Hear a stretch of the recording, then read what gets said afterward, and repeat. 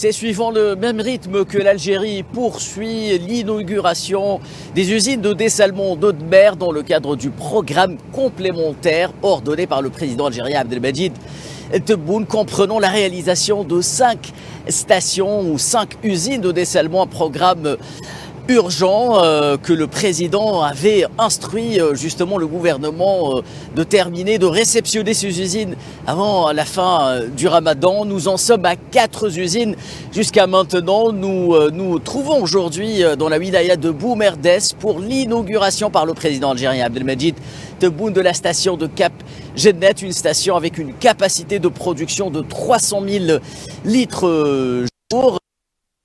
Usine qui est la 4e de son genre, bien entendu, élève la capacité de production globale atteinte jusqu'à maintenant à 1,2 milliard de litres par jour. Cette usine qui est réalisée à 100% par des Algériens, par des capacités et des entreprises algériennes filiales du groupe Sonatrach comme AEC, GCB et encore GTP. Ces réalisations, bien entendu, s'inscrivent dans le cadre de la lutte contre le stress hydrique qui frappe toute la zone méditerranéenne. Il s'agit, bien entendu, de projets stratégiques qui vont permettre à l'Algérie d'avoir une longueur d'avance par rapport à d'autres pays en la matière. L'Algérie devient par la même occasion une puissance régionale en matière de dessalement d'eau de mer au vu de cette expérience acquise en la matière. Après la réalisation jusqu'à maintenant de 19 stations de dessalement, ce programme sera bien entendu, comme l'a instruit le président algérien Abdelmadjid Tebboune, suivi d'un autre programme complémentaire comprenant